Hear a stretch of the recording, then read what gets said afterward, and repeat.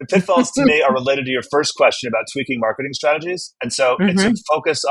to focus on ROI, and they're not looking at aggregated data, and they're not seeing the forest for the trees, which may be legitimate. It may be that their bonus depends on ROI numbers, and I don't get to decide Yeah. that for them.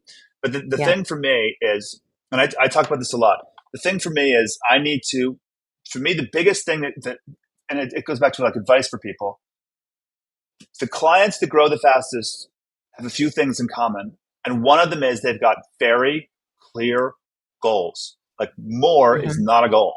A goal is I want to increase sales by 10% a quarter, or I want to move 100,000 units by this date, or I want to get Yeah. this many impressions in market for this campaign. Like those are goals.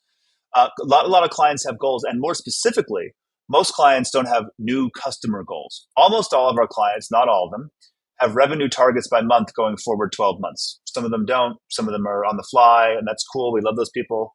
I'm not sure the boat guy who I want to hire me that I talked to this morning will have those.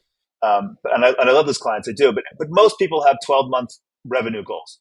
Very few Yeah. people have new customer goals by month. And there's a big distinction there, because if you're not thinking with perspicacity and diligence about how many new customers you need and what they're worth to you, you're going to be focused instead on revenue, which is going to, in general, lead to a short-term focus on profitability, which is, in general, going to mean a focus on returning customers. And the way I talk about that is, if Edward Sexton's listening, Dominic, I'm not talking about you. I'm using you as an example.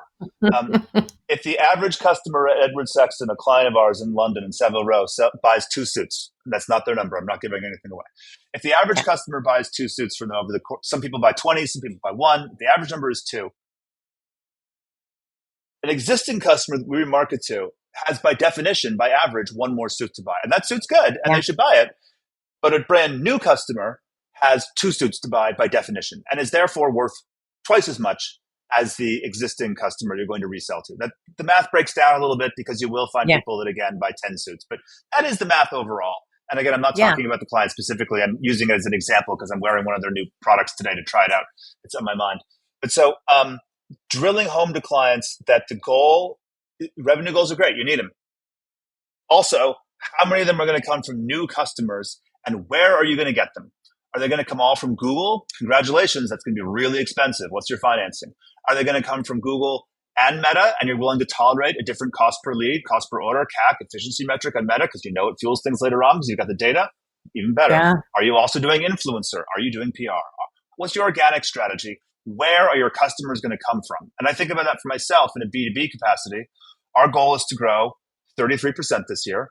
We know what our average client churn ratio is. So if we're going to start here, we know that on average, each year, we're going to lose this many. And so now we need to get back here. And then up here to 33%, we know what our close ratio is. We know how many people we have to talk to each month. And we have to talk to about 20 new prospects each month. That's not my business's number, but it's pretty close. And we know where we're going to get them from. We have a plan. We're going to get this many from referrals. We're going to get this many from trade shows. We're going to get this many from advertising. We're going to get this many from people we know. And you need to have that plan. So if there's one piece of data that I think are most important for people, and a data set that I think the industry as a whole could do better at, and not schools, because they always have to get new customers. It's how many new customers do you need to drive your revenue? I almost think that's more important than top line revenue targets.